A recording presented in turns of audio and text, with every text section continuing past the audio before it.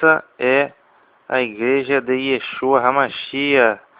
Esse é o lendário comentário bíblico que é, sem dúvida, o melhor do mundo.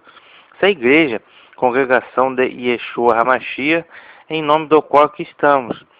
É em nome do Filho de Deus, em nome do Messias, do Cristo, do Salvador, Rei de Israel. Mais uma alegria sem tamanho estar aqui recebendo vocês. Iniciaremos nesse momento uma jornada, ou isto é, uma série de episódios especiais chamada A Barreira.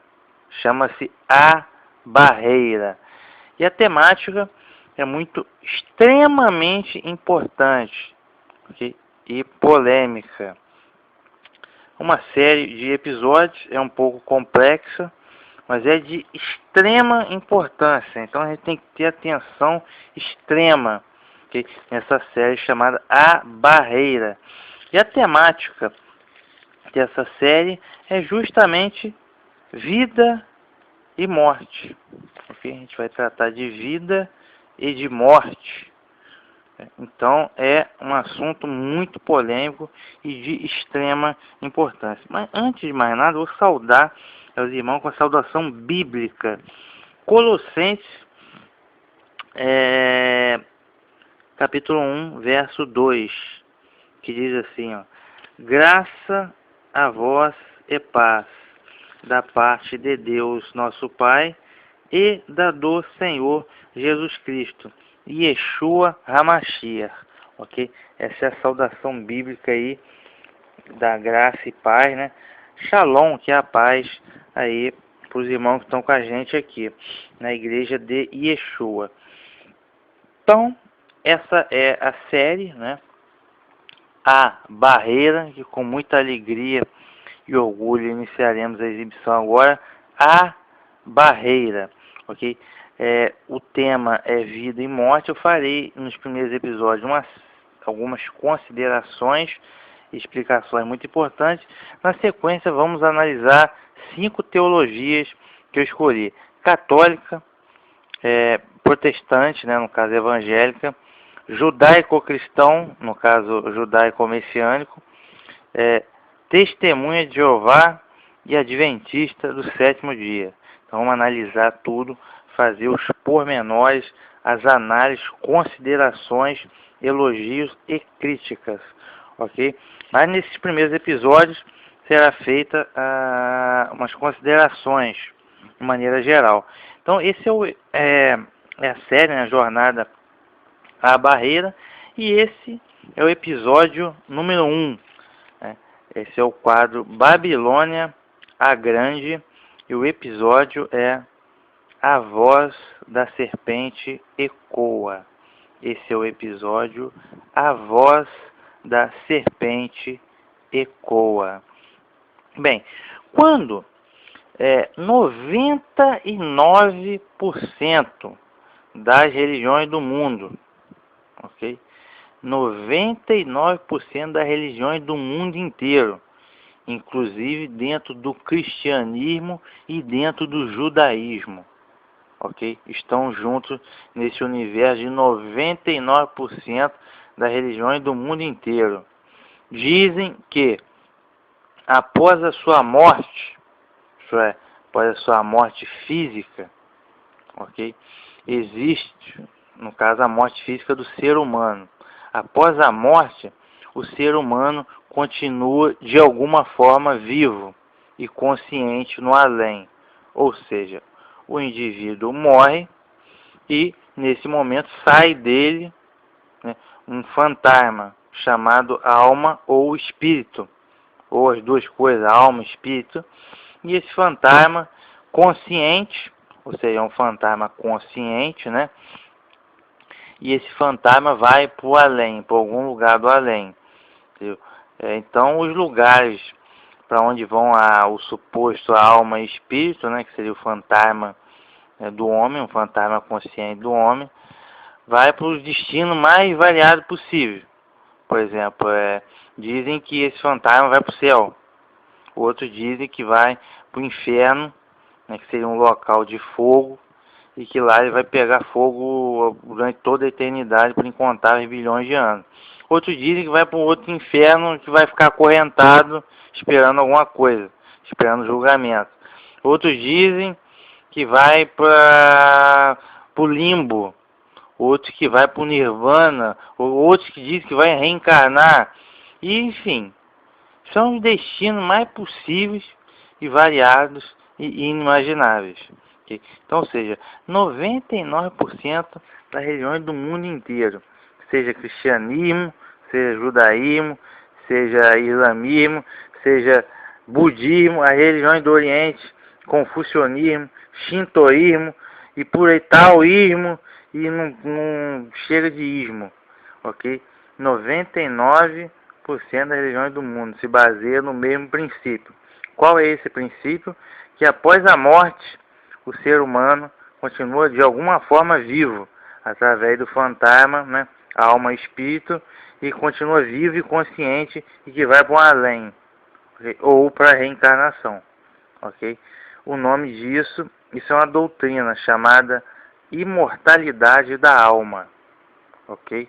Ou seja, a morte física do homem, na verdade, não é exatamente a morte, é a passagem para uma outra vida, né? Então a morte não seria o fim, seria o início. Dizem eles que o espírito é imortal, ou a alma é imortal, a alma não morre, o espírito não morre, a morte é só uma passagem para outra vida. Ou seja, então o ser humano, ele de alguma forma é imortal. De alguma forma a morte não é a morte, mas é a passagem para uma outra forma de vida no além, ok? Isso se chama-se imortalidade da alma, ou seja, 99% das religiões do mundo se baseia nesse mesmo princípio da imortalidade da alma, ou seja, a morte não é a morte, é a passagem para outra vida consciente, né, do ser humano através do seu fantasma, que seria a alma ou espírito, ok? Isso é a imortalidade da alma. Você vai me perguntar, talvez você seja cristão, ou judeu, ou muçulmano, que se baseia na mesma merda, entendeu? É tudo a mesma coisa. Você vai me perguntar, pô, isso é bíblico? Isso é de Deus? Você vai me perguntar, a imortalidade da alma é bíblico? É de Deus? Resposta, não. Na verdade, isso não é de Deus. Isso aí é, vou dizer, a principal doutrina do Satanás, do diabo, ok? Mas está no cristianismo? Pois é, mas é do Satanás. Mas está no judaísmo? Mas é do Satanás, que é coisa do bicho ruim, do diabo, é mentira, é engano. Então você vê que dentro do cristianismo, o judaísmo ou cristianismo, que seriam supostas religiões que se baseiam nas escrituras, na Bíblia, na realidade são os primeiros a negar a Bíblia e ensinar o engano de Satanás. Casa de engano do Satanás, ok? Então, vamos lá, então como funciona? Meu amigo, por exemplo, você disser assim, não, morreu, cidadão morreu, ele vai, o espírito, a alma, né, que é imortal, que é o fantasma, vai para o céu e lá vai ficar eternamente na felicidade, ao lado de Jesus, na felicidade eterna. Ou seja, a morte está te libertando, então, dessa vida de trabalho, de fadiga, de doença, de estresse. A morte, ou seja, a morte é uma amiga que vai te libertar dessa vida, ok? Mas não é isso que a Bíblia diz. A morte é inimiga do homem. Isso é 1 Coríntios, capítulo 15, no final do capítulo. A morte é inimiga do homem e é inimiga de Jesus Cristo, de Yeshua HaMashiach. E vai ser o último inimigo, né, de Jesus, de Yeshua, é a morte, que vai ser aniquilada, ok? No final dos tempos. 1 Coríntios 15, no final do capítulo. Então a morte não vai te libertar de nada, amigo. A morte é inimigo. A morte é o pior inimigo do homem, vamos dizer assim, ok? Então vamos começar do princípio, para a gente poder esclarecer as coisas, né? Nada melhor do que a gente começar do princípio,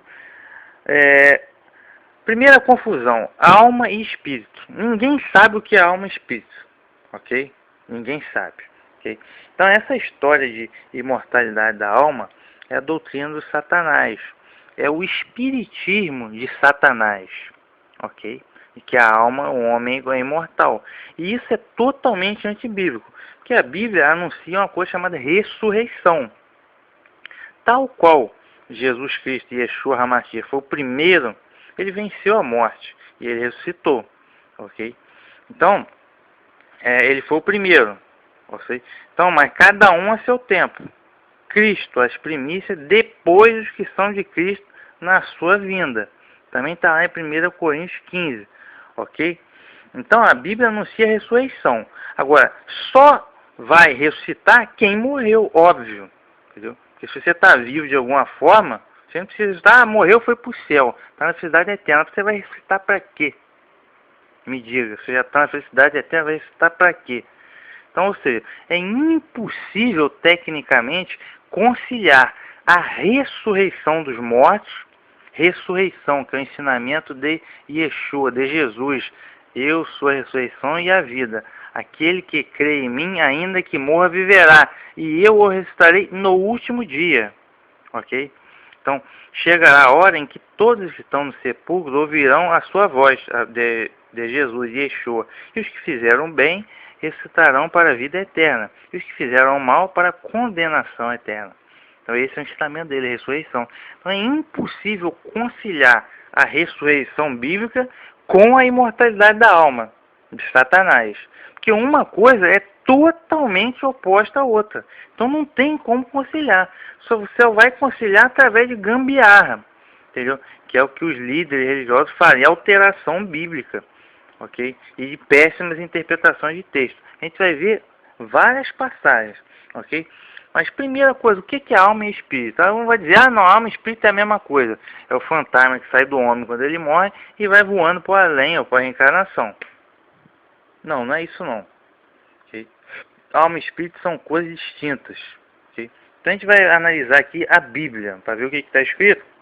A gente vai no Gênesis, capítulo 2, verso 7, que é a formação do homem.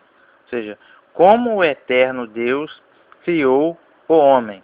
Diz assim, ó, Gênesis capítulo 2, verso 7, diz assim, ó, e formou o Senhor Deus o homem do pó da terra, e soprou em suas narinas o espírito da vida, ou fôlego da vida. E o homem foi feito alma vivente. Repetindo. E formou o Senhor Deus o homem do pó da terra, e soprou nas suas narinas o espírito, ou fôlego da vida. E o homem foi feito alma vivente. Ok?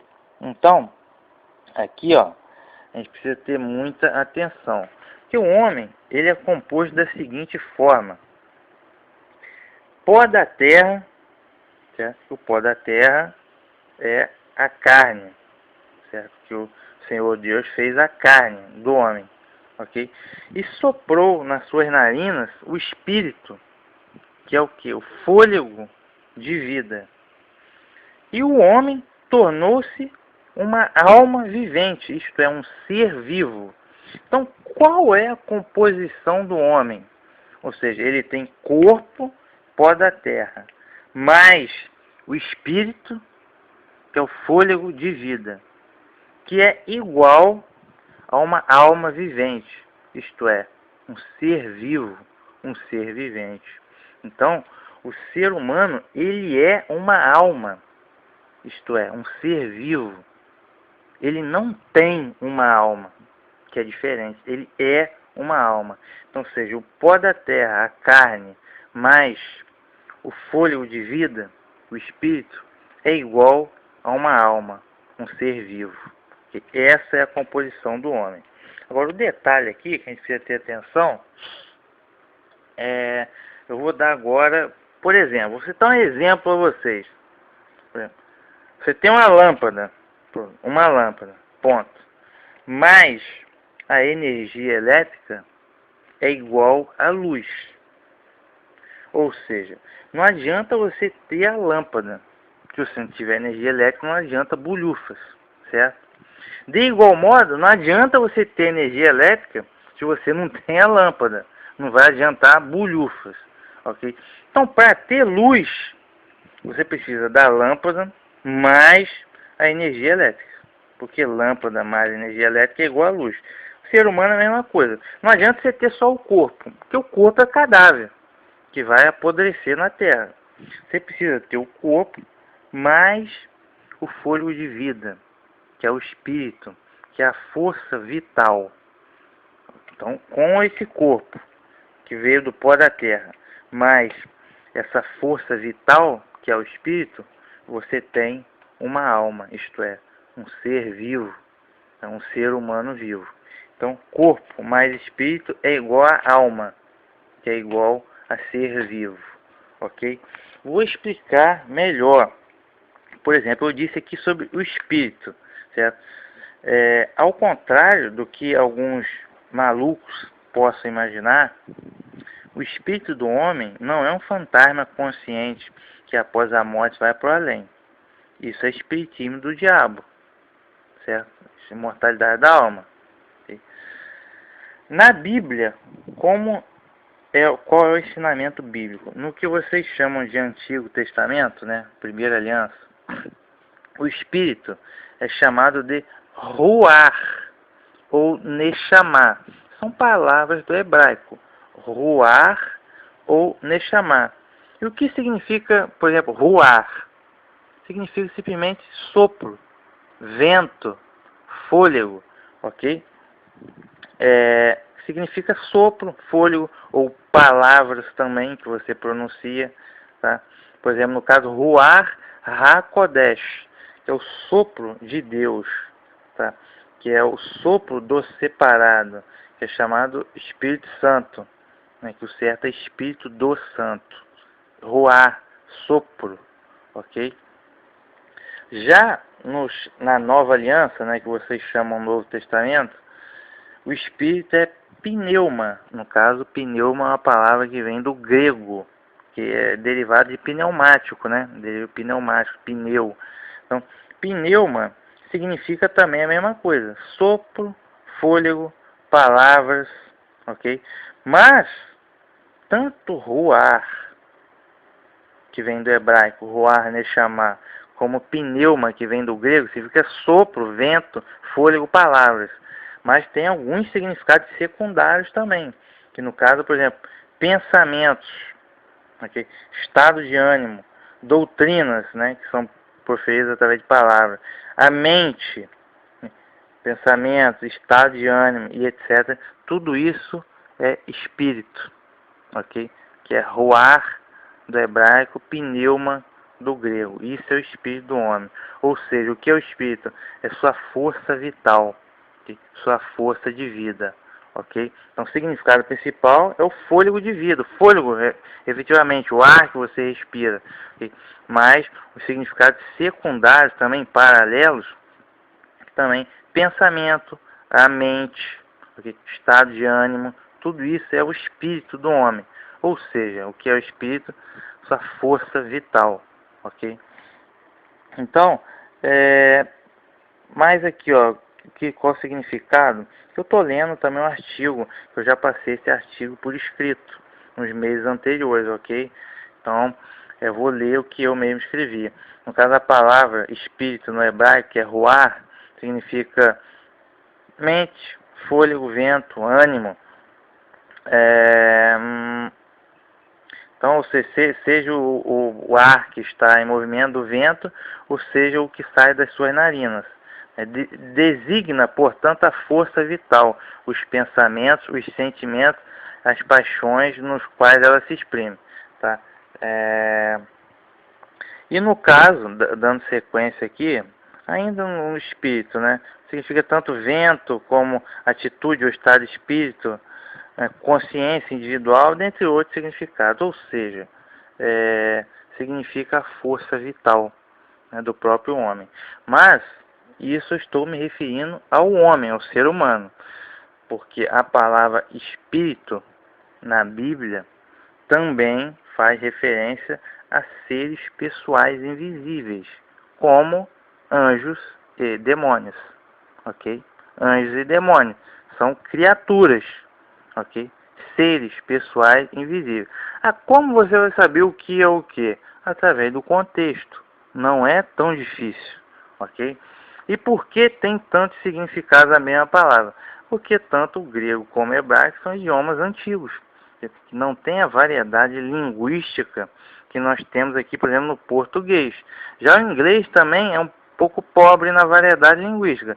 Já o português que a gente fala é muito rico, ok? Mas esses idiomas antigos não eram. No caso da palavra alma, né? Ao contrário do que alguns desavisados possam imaginar, a alma do homem não é um fantasma consciente que após a morte vai para o além. Okay? Isso é espiritismo do diabo. Okay? Na Bíblia, Antigo Testamento, né? Entre aspas, Antigo Testamento, a alma é nefesh, do hebraico, né? Nefesh, que significa simplesmente vida ou um ser vivo. Já na Nova Aliança, que é o Novo Testamento, entre aspas, a alma é psique, psique do grego, que vem realmente de psíquico, né?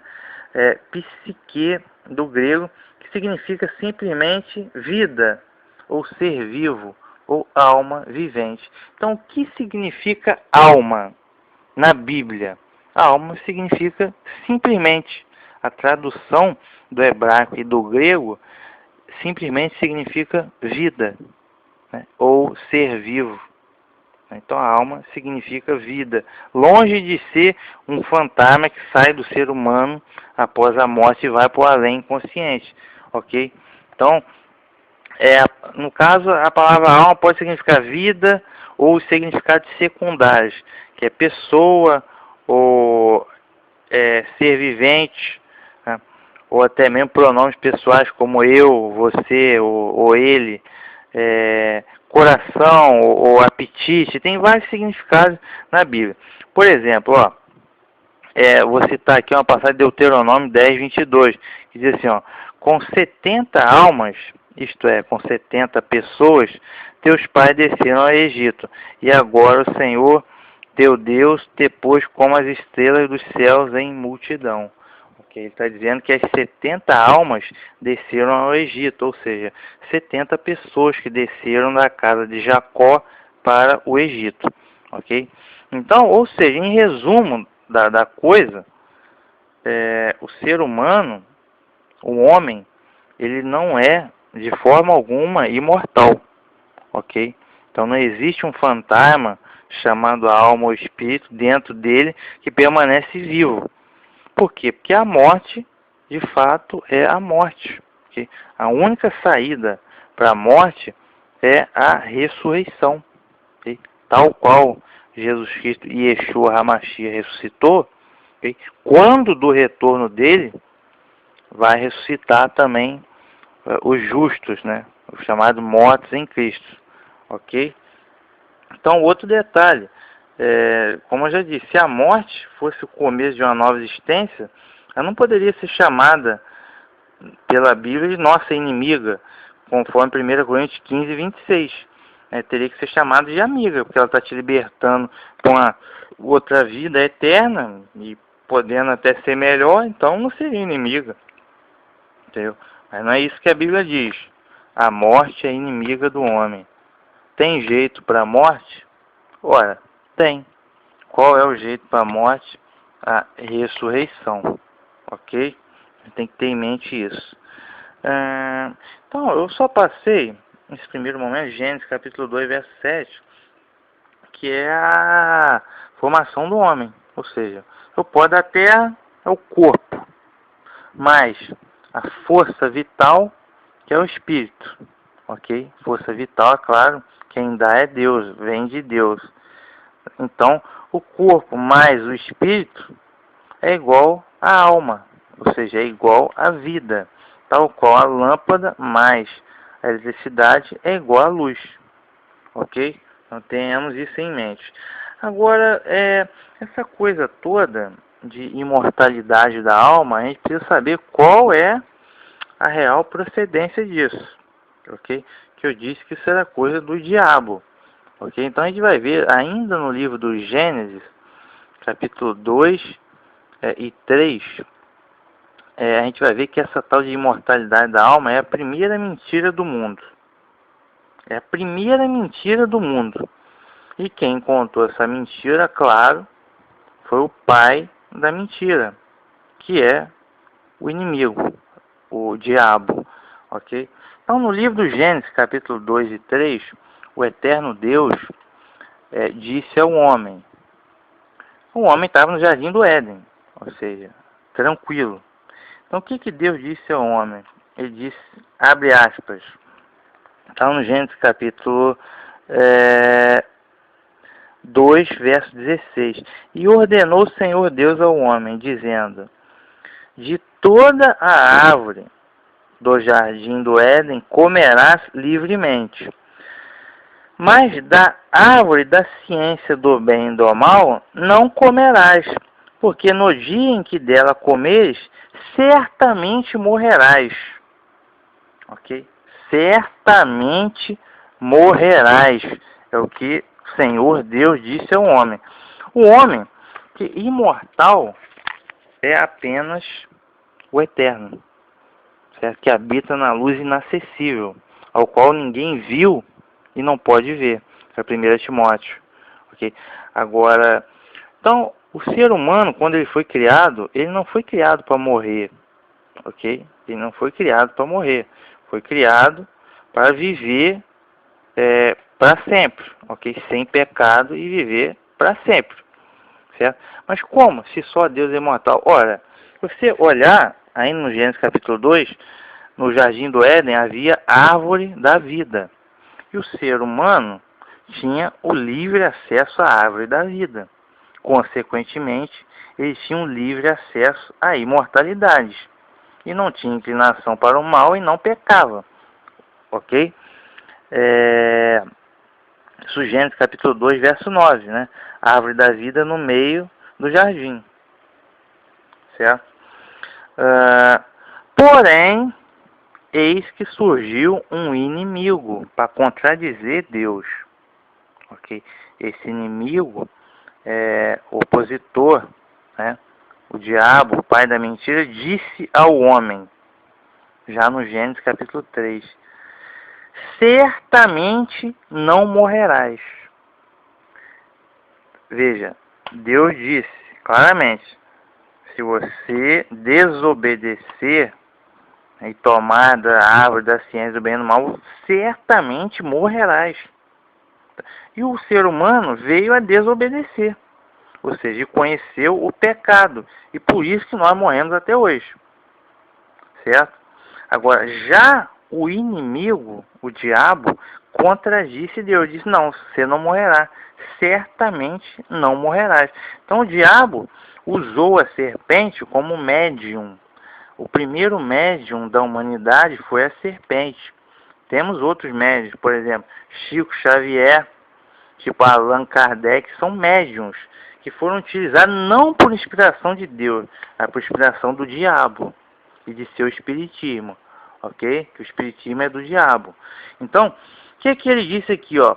O diabo disse, através da serpente, certamente não morrerás.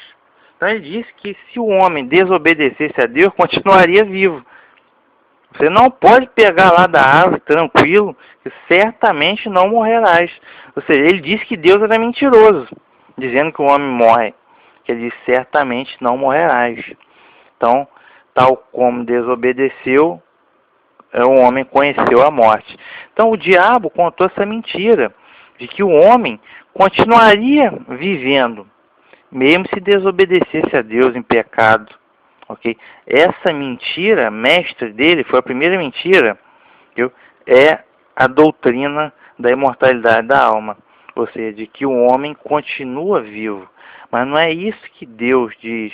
Deus diz, certamente morrerás. E essa morte é uma morte mesmo. Veio ao pó e ao pó retornarás. Morte. Ok? E tem saída para a morte? Tem. Deus providenciou a saída. Mas é só para quem tem fé no Filho de Deus. Que é em Yeshua HaMashiach, Jesus Cristo. Para ressuscitar tal qual ele ressuscitou.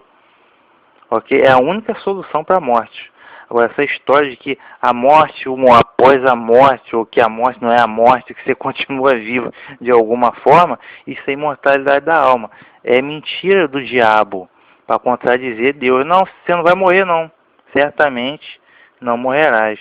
Isso é o espiritismo do diabo, ou seja, a morte não seria a morte, mas uma passagem para uma outra forma de vida. Okay?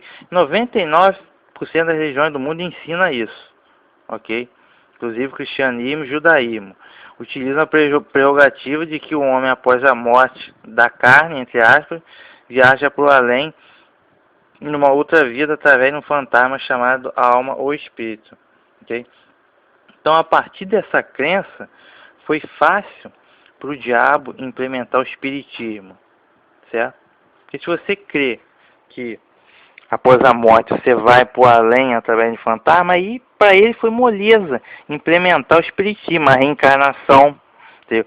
A idolatria, a suporte santos que estão supostamente no além, ou a pessoas que morreram e se transformaram em Deus ou em qualquer divindade do tipo, okay? Ou a antepassados mortos que podem te fazer favor ou te castigar, como é o caso das religiões do Oriente.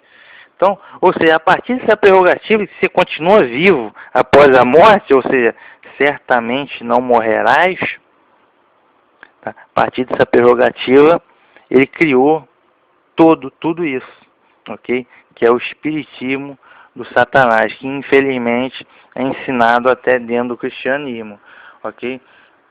Então, a partir disso, ele conseguiu fazer a reencarnação, a idolatria aos mortos, como os santos e santas católicos, e anular a ressurreição bíblica, como no caso dos evangélicos.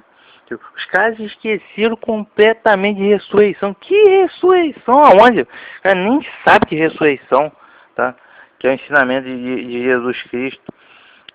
Então, vamos lá. Então, isso aí, toda essa história de imortalidade da alma é o que está lá no Apocalipse capítulo 17, a prostituta sentada sobre a besta, a grande Babilônia, é o império mundial de falsa religião.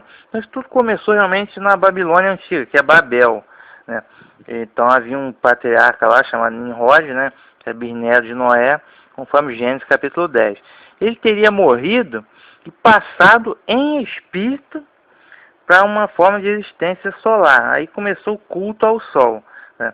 E outros dizem que até que ele reencarnou em seu filho Tamuz, que é Baal. Aí também tem a questão da reencarnação. E sua mulher, no caso Semiramis, né, tornou-se a mãe de Deus, que Tamuz teria ressuscitado depois também. Aí surgiu a trindade também, que é Nimrod, Semiramis e Tamuz.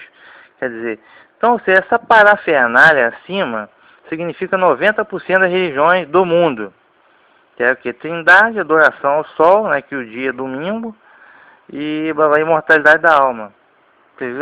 Três pilares aí que você tem, né? Então isso aí é 99% da religião do mundo inteiro, ok? Isso aí é a grande Babilônia, né? Bem, então é sempre a mesma história, o diabo conta a mesma história. Daí você vai me dizer, pô, como que isso veio de Babilônia, um negócio tão antigo? Aí é aquela história, as tribos nômades e o intercâmbio de império, a mesma história, foi ganhando novos contextos e nova cultura. Por exemplo, os egípcios eram mestres da imortalidade da alma. No reino, suposto reino de Osíris, enfim. E no Ocidente chegou através do Império da Grécia, não é? Que nós vivemos no mundo greco-romano. E já havia um filósofo chamado Platão, muito famoso, que criou a base do pensamento ocidental, inclusive do cristianismo ocidental. Então, de Platão veio aqui para o Ocidente. E, mais para frente, entrou no cristianismo, através de um filósofo católico, né, do norte da África, chamado Agostinho, que diz Santo Agostinho. Então, através de Platão e de Agostinho, né, entrou para o cristianismo a doutrina diabólica da imortalidade da alma, ok? E Agostinho é o super mestre, não só do cristianismo, do catolicismo, mas também das igrejas evangélicas. Ele que fez toda a concepção teórica de vocês. Ele é o seu mestre, ok? Então foi assim que a coisa chegou, se espalhou pelo mundo inteiro. Bem, vou continuar aqui, deixa eu ver aqui, como eu já disse. Deus disse, certamente morrerás. Ele não disse, você vai passar por outra forma de vida. Ele disse, certamente morrerás. Desobediência, pecado, inclinação para o mal, morte. Ok?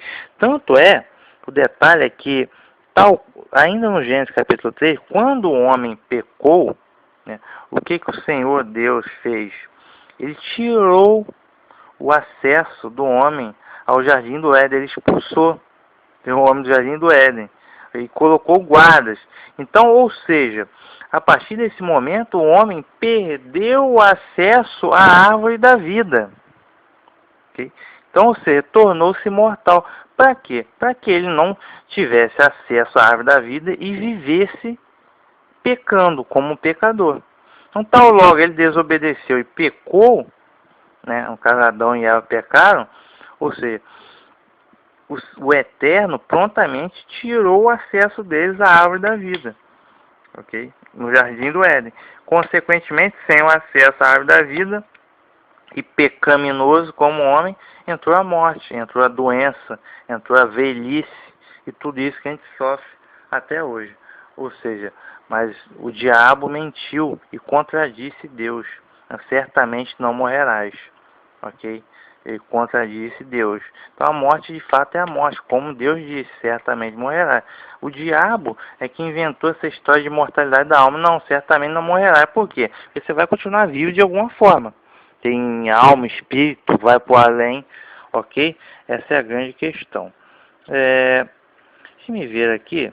Então, vejam que toda essa parafernália, sobretudo católico-romana, de suporte santos e santas, os quais são adorados, é uma estratégia magistral do diabo. Por quê? Se você acreditar que o santo ou a santa morreu e que foi para o além, que no além ele pode ouvir a tua oração e te ajudar de alguma forma, é magistral, é perfeito para o diabo, que ele vai tirar você da adoração verdadeira e vai te jogar para a idolatria. Você nem vai perceber isso. Você vai achar que o santo e santa vai estar realmente fazendo alguma coisa por você. Entendeu? Ou seja, você vai se esquecer de Deus, do Pai, do Eterno. Você vai se esquecer dele. Entendeu? Então é magistral a estratégia do diabo. É a idolatria total. Entendeu? E ele usa isso no mundo inteiro. Ok? No mundo inteiro, nas mais diversas religiões. Entendeu? Que também é o caso da reencarnação. É perfeito. Essa é a estratégia dele. Entendeu? Que é a imortalidade da alma. Perfeito. Ninguém nem vai se lembrar da adoração verdadeira. Então, a gente precisa saber, pô, meu amigo, já que esse negócio de imortalidade da alma, que o espírito é imortal, a alma é imortal, já que isso é mentira do diabo, o que acontece com o morto? Você vai me dizer, pô, morto, então, vai para onde? O que acontece com o morto? Ok? Como eu já disse, então a pergunta agora é, onde estão os mortos? A gente precisa saber. 99% das religiões diz que os mortos se transformam em fantasmas, no caso a alma ou espírito. E ou estão em algum lugar no além, como purgatório, céu, limbo, nirvana, inferno de fogo, acorrentado no inferno, ou simplesmente reencarnam no outro ser. Mas o que a Bíblia diz a respeito? No caso aqui, ó, a palavra espírito na Bíblia nunca está associada a pessoas mortas ou desencarnadas, ok? Segundo a Bíblia, a palavra de Deus, os mortos estão no Seul ou Sheol, que é a palavra do hebraico do Antigo Testamento. Então, muita atenção. Segundo o que vocês chamam de Antigo Testamento, né, no hebraico, os mortos estão num lugar chamado Sheol ou Seul, ok? Que é o equivalente a Hades, que é a palavra grega usada no Novo Testamento. Okay? Seu significado, o significado de ambas as palavras é sepultura, ok? Sepultura. Mas não é, no caso, uma sepultura comum, como a que temos no cemitério, mas é a morada dos mortos, isto é, um destino comum a todos os mortos, onde eles aguardam a ressurreição e o julgamento. Então, vou repetir. Qualquer Bíblia que você pegar, sobretudo a católica, mas sobretudo a evangélica, que é a mais alterada de todos os tempos, que é uma fábrica, uma indústria de alteração bíblica. Incrível. Já o morto foi para o inferno, ok? Sendo que a palavra inferno vem do latim, que não é uma língua bíblica. Então a palavra inferno vem do latim, significa o quê? Inferior. Inferno significa inferior. Okay? Então você presume que o inferno seria um lugar de fogo, onde lá o fantasma lá vai queimar eternamente, por bilhões de anos. Okay? Sendo que, o que acontece? Essas Bíblias estão mais alteradas do que gasolina de posto de periferia. Mas estão baita alteradas. Então, o que acontece? Existe um lugar para castigo dos ímpios, dos inimigos de Deus? Sim. Esse lugar se chama Lago de Fogo. Certo? Está lá no Apocalipse. Mas eles só vão para lá depois da ressurreição e julgamento. Sem ressuscitar e sem ser julgado, ninguém vai para lá. Ok? Vai corpo e alma para lá. Isto é, corpo com vida. Ok?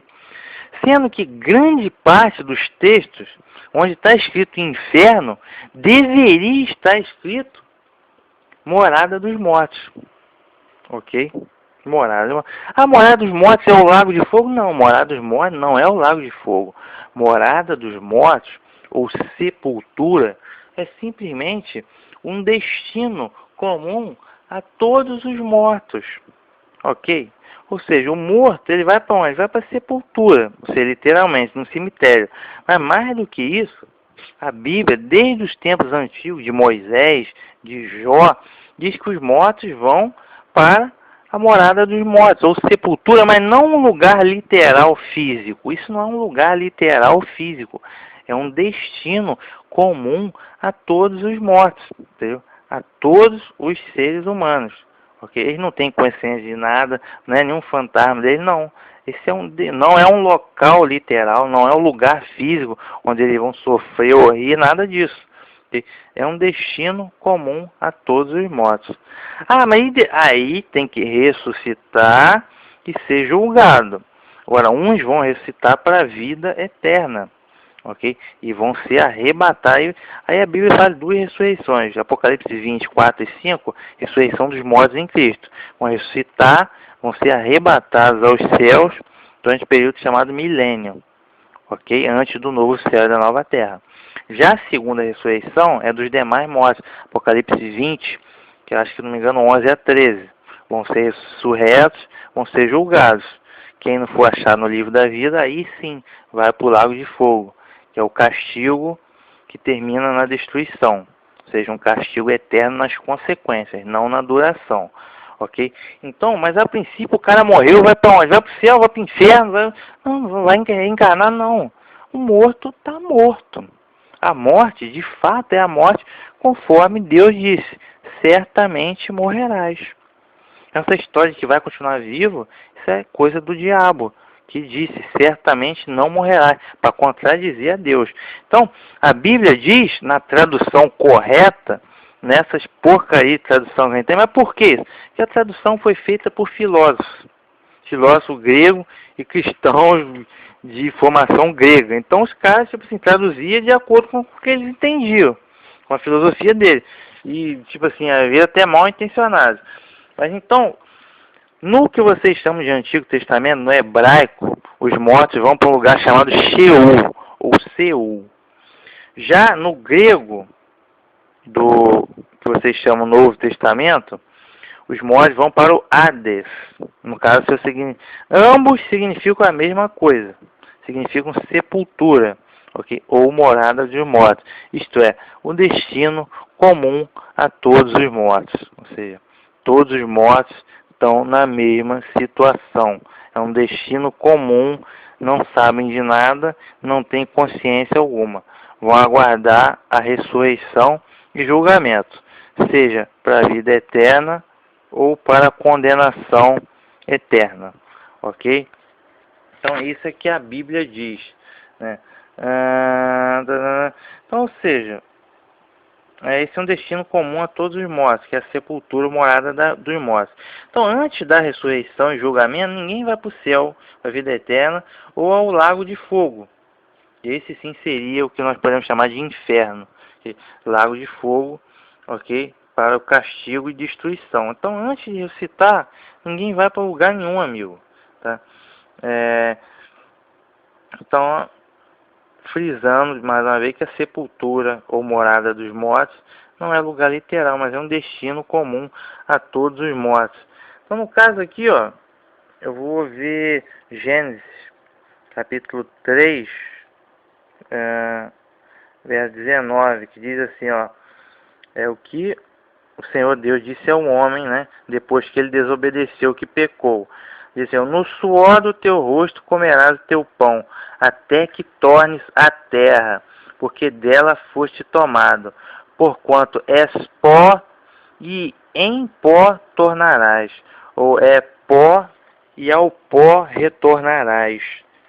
Ele disse ao homem, por quê? Porque o homem pecou, entendeu? O homem pecou, então como o homem pecou, ele veio do pó e ao pó retornará, entendeu? E, enfim, e vai ficar no pó até a ressurreição, seja para a vida eterna ou para a condenação eterna. Livro do Eclesiastes, tivemos uma visita agora muito interessante aqui na igreja. Foi a visita de uma esperança, que é aquele animalzinho verde, de vez em quando ele passa aqui nos momentos oportunos. Então passou aqui uma esperança para nos visitar, que é sempre bem-vinda, né? Esperança que é de Deus, né? Esperança em quê? Falando em esperança, os mortos estão mortos, ok? Mas há esperança para os mortos, que é a esperança da ressurreição.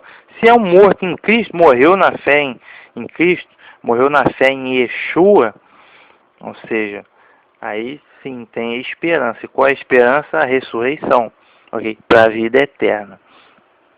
Então, Eclesiastes 3:20 diz assim, ó, todos vão para um lugar, todos foram feitos do pó e todos voltarão ao pó. É o livro do Eclesiastes. Olha, eu imagino que Salomão sabia o que estava falando e que ele estava guiado pelo Santo Espírito de Deus. Então, quando ele disse aqui, ó, todos vão para um lugar, todos foram feitos pó e todos voltarão ao pó. Eclesiastes 3:20 está dizendo todos. Ele não está dizendo que os ímpios vão ou que os justos, não, está dizendo todos foram feitos pó e todos voltarão ao pó. Salmo 104:29 diz assim, ó, escondes o teu rosto e ficam perturbados. Se lhes tira o espírito, morrem e voltam para o seu pó. Ou seja, Davi quem fala. Se lhes tira o fôlego, isto é, o espírito, ruar do hebraico, se lhes tira o fôlego, morrem e voltam para o seu pó. Ele não está dizendo que permanece vivo de alguma forma, está dizendo que morre e volta para o pó. Salmo 146, verso 4, diz assim, ó, sai-lhe o espírito, no caso, o fôlego de vida, ou força vital. Sai-lhe o espírito, volta para a terra. Naquele mesmo dia perecem os seus pensamentos. Logo, se ele está dizendo que sai-lhe o espírito, volta para a terra, o pó. Naquele mesmo dia perecem os seus pensamentos. Salmo 146, 4. Ele não está dizendo que você vai continuar em espírito, consciente, com pensamento no além. Não, ele está dizendo, ó, perecem os seus pensamentos. Naquele mesmo dia perecem os seus pensamentos. Por quê? Porque morto não sabe nada, meu. Morto está na sepultura. Vai aguardar ressurreição e julgamento. Ponto. ok? Ressurreição literal mesmo, uma ressurreição de corpo, tá? Aí vai ser julgado, ok? Eclesiastes 9:10 diz assim, ó: o que as suas mãos tiverem que fazer, que o façam com toda a força, pois na sepultura, que no caso é a morada dos mortos, que é o Sheol do hebraico, pois na sepultura, na morada dos mortos, para onde você vai, não há atividade nem planejamento, não há conhecimento nem sabedoria. Eclesiastes 9:10 diz assim, ó: pois na sepultura, para onde você vai, não há atividade nem planejamento, não há conhecimento nem sabedoria. Ou seja, Eclesiastes 9:10 está de acordo com o Salmo 146:4, que diz aqui, ó: naquele mesmo dia perece o seu pensamento. Pereceu seu pensamento, acabou, amigo. Não há atividade, não há planejamento, não há conhecimento, não há sabedoria, não há nada. Morte é a morte, certamente morrerás. Acabou. A solução Deus providenciou através de seu Filho, Yeshua, Jesus, que é a ressurreição, ok? Através da fé. Daniel 12:2 diz assim, ó: e muitos dos que dormem no pó da terra ressuscitarão, uns para a vida eterna e outros para vergonha e desprezo eterno. Esse é o profeta Daniel 12:2. O ensinamento do profeta Daniel totalmente alinhado com o ensinamento do Senhor Yeshua HaMashiach, Jesus Cristo. Vejam que o profeta diz, ó: e muitos dos que dormem no pó da terra ressuscitarão. Ele está dizendo que os que dormem no pó da terra. Ele não está dizendo que aqueles que estão no céu em fantasma, no céu ou em fantasma vagando em algum lugar, vão ressuscitar. Não. Porque só ressuscita quem está morto, óbvio. O vivo não ressuscita. Mas ele não está dizendo que os espíritos, suporte fantasma, vão ressuscitar. Ele está dizendo que os que dormem no pó da terra ressuscitarão. Uns para a vida eterna e outros para vergonha e desprezo eterno. É o que ele está dizendo. O morto dorme no pó da terra. Aí sim, vai ressuscitar. Todos vão ressuscitar. Agora, uns para a vida eterna e outros para a condenação. Por quê? Porque Deus é justo. Ok? Então tem que fazer justiça. Vejam o que Daniel está perfeitamente alinhado com as palavras de Yeshua, de Jesus, João capítulo 5, 28 e 29. Veja assim, ó: não vos maravilheis disso, porque vem a hora em que todos os que estão nos sepulcros ouvirão a sua voz, os que fizeram a voz de Jesus, de Yeshua. E os que fizeram o bem sairão para a ressurreição da vida, e os que fizeram o mal para a ressurreição da condenação. Ele não está dizendo que, ó, todos que estiverem no céu comigo, já está lá no céu comigo em fantasma, e todos que estiverem lá no inferno com capiroto pegando fogo, todos vão ressuscitar para continuar vivo do jeito que estava, né? Ou seja, para a vida igual já estava lá no céu, seja para condenação igual já estavam previamente lá no inferno. Não. Ele está dizendo, ó, todos os que estão no sepulcro, ou seja, morto, né, ouvirão a sua voz. Que fizeram bem para a ressurreição da vida, os que fizeram mal para a ressurreição da condenação. João capítulo 5, 28 e 29. Perfeitamente alinhado com Daniel capítulo 12, verso 2. Ok? Então, antes de ressuscitar, gente, ninguém vai a lugar nenhum. A morte é a morte. Então, por muitas vezes na Bíblia, a morte é igual o caso do Daniel. Ele está dizendo que dormem no pó da terra. A morte é comparada a um sono, né? Cara, com um sono sem consciência alguma. Ok? É comparado. Também, inclusive, Deus, o Senhor Yeshua HaMashiach fez essa comparação. João capítulo 11, se eu não me engano, a ressurreição de Lázaro, né? Que ele disse, não, o nosso amigo Lázaro dorme, mas ele despertava do sono. Aí os apóstolos pensaram que Jesus estava falando do sono mesmo, sono de soneca, né? Cochilo. Ah, não, se dorme, está seguro. Aí Yeshua respondeu, não, Lázaro está morto. Ele comparou a morte com o sono. Ou seja, Isso acontece várias vezes na Bíblia, ok? Então, o que é a morte? É a passagem para outra vida? Não. A morte é a morte mesmo. Igual o Senhor Deus, Senhor Yahweh, o Pai Criador, falou para Adão: ó, certamente morrerás. Agora, essa história de que continua vivo, que vai passar por outra vida, isso é coisa do diabo, para contradizer Deus. Ah, certamente não morrerás. Então, ou seja, é a voz da serpente que ecoa em todas as religiões, entendeu? É a voz da serpente. Deixa eu ver aqui. Bem, a última pergunta, vou fazer mais umas perguntas aqui, ou melhor, vou ler algumas passagens e vou encerrar esse primeiro episódio. A pergunta da vez, nós respondemos a pergunta: onde estão os mortos? Estão no sepulcro, na sepultura, na morada dos mortos, um destino comum a todos eles.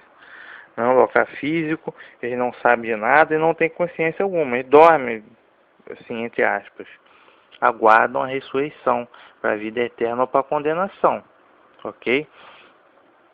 Agora, a segunda pergunta é: os mortos sabem de alguma coisa?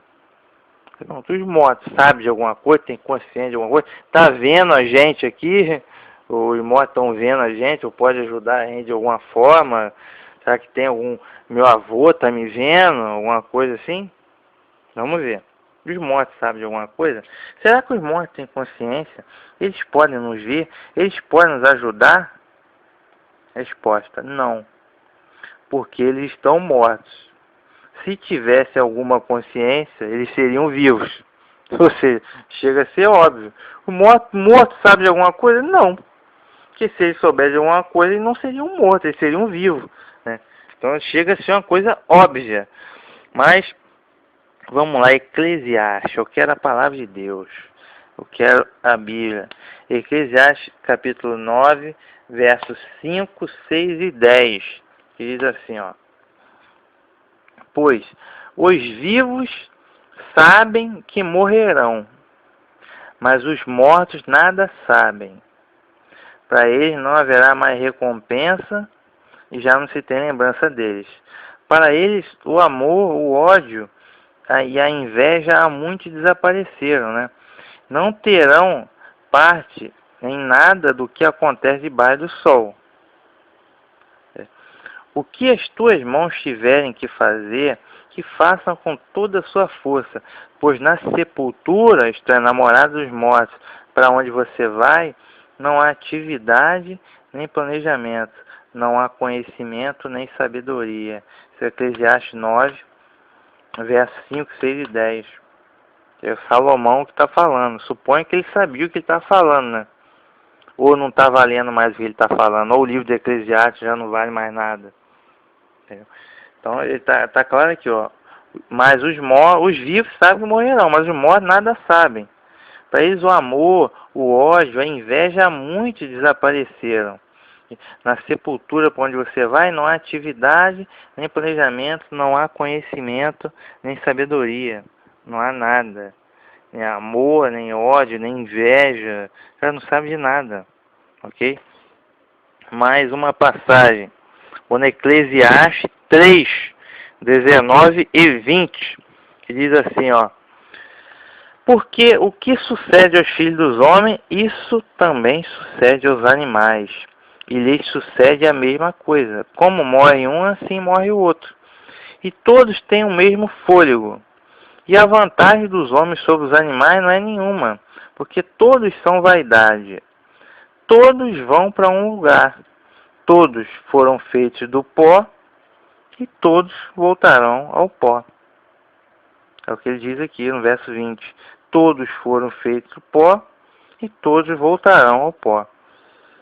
Salmo 115, verso 17, que diz assim, ó: os mortos não louvam ao Senhor, nem os que descem ao silêncio. Ou seja, é Davi quem fala. Ele está dizendo o seguinte, repetindo, Salmo 115, verso 17. Os mortos não louvam ao Senhor, nem os que descem ao silêncio. Ah, o morto não adora a Deus? Não. Por quê? Porque ele está morto. Entendeu? Se ele pudesse adorar a Deus, ele seria um vivo. Tá aqui? Então os mortos não louvam o Senhor, nem os que descem ao silêncio. Salmos 6, verso 5, diz assim, ó. Porque na morte não há lembrança de ti. No sepulcro, quem te louvará? O cara, mais uma vez, é Davi, né? Porque ele era muito perseguido. Então ele pedia ao Eterno que livrasse a sua alma, isto é, a sua vida, ok? Da mão de seus inimigos. Então ele diz aqui, ó. Na morte não há lembrança de ti. No sepulcro, quem te louvará? Ou Davi não sabia o que estava falando. No Salmo 115 ele diz, ó, que o morto não louva o Senhor. No Salmo 6 ele diz que porque na morte não há lembrança de ti. Por quê? Porque o morto não pode fazer isso, não pode adorar a Deus. Salmo 104, verso 29 diz assim, ó. Escondes o teu rosto e ficam perturbados. Se lhes tiras o fôlego, isto é, o espírito, morrem e voltam para o seu pó. Se lhes tira o fôlego, morrem e voltam para o seu pó. Salmo 146, verso 4. Sai-lhe o espírito, isto é, o fôlego de vida, a força vital, né? Sai-lhe o espírito, volta para a terra.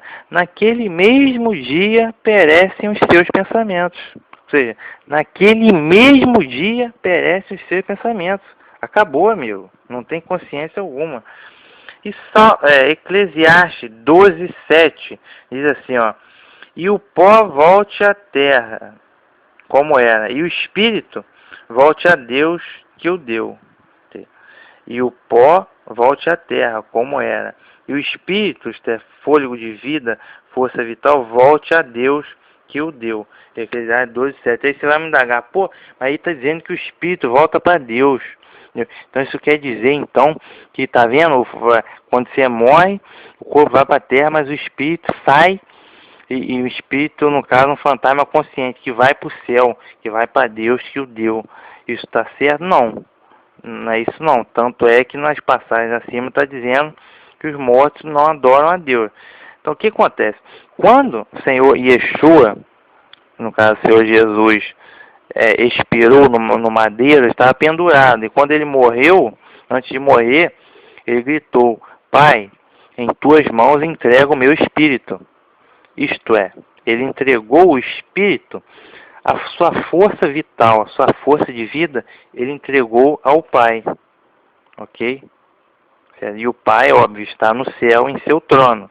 Então ele entregou o espírito ao Pai.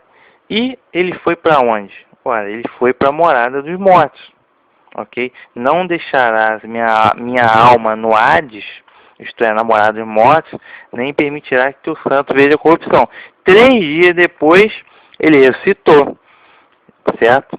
E ele disse, João capítulo 20, verso, acho que 23, capítulo 23, verso 17, não fui para o meu Pai, e irei para, quer dizer, ainda não me detenhas, eu ainda não fui para o meu Pai.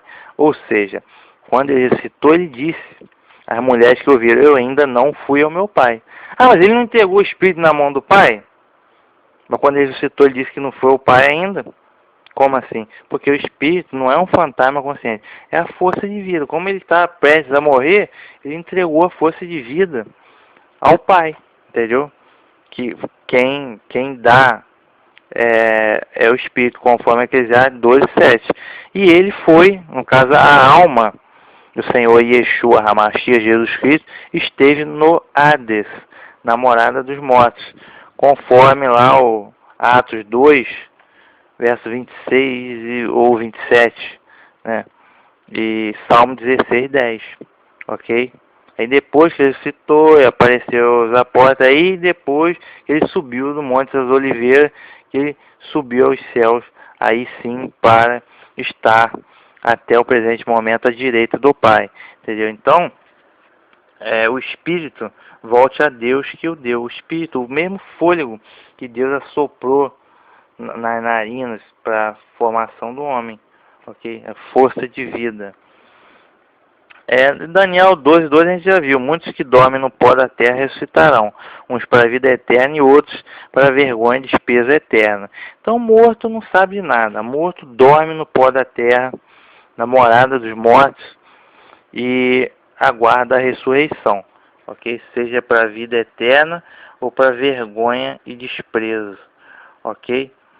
Então, conforme a gente viu várias passagens aqui de Davi, Salomão e Daniel, ou seja, será que eles erraram no livro do Salmo ou no livro do Eclesiastes, ou já não está valendo mais, já não é mais isso? Ok, esses livros já não têm mais validade? O que é? Ok? Será que a Bíblia tem tanta contradição assim? Ou seja, disse uma coisa, a gente viu o livro do Salmo, o livro do Eclesiastes, o livro do profeta Daniel, a gente viu até passar aqui do Evangelho, falando da ressurreição daqueles que estão no sepulcro. Quer dizer, então no caso a gente viu aqui uma série de passagens. Então quer dizer que essas passagens aqui não estão corretas? Ou seja, ou a Bíblia ensina em alguma outras passagens outra coisa, ou seja, é contraditório, ou isso aqui não está valendo mais. Como que funciona? Será que a Bíblia é um livro de contradições ou ambiguidades? Ou será que as religiões estão erradas? As religiões que dizem seguir a Bíblia estão erradas. O que acontece? A gente vai ver. Amanhã continua, tá? Continua o episódio 2 e 3. A gente vai ver uma série de passagens bíblicas mal interpretada e mal traduzida e com erros grosseiros de interpretação de texto. Os caras não sabem ler um texto. A gente vai ver tudo minuciosamente e com detalhe. Estou encerrando aqui esse primeiro episódio, tá, da jornada à barreira. Se for o quadro Babilônia Grande, o episódio 1 da jornada à barreira, que foi o episódio A Voz da Serpente Ecoa, ok? Continua, aí já vem o segundo episódio.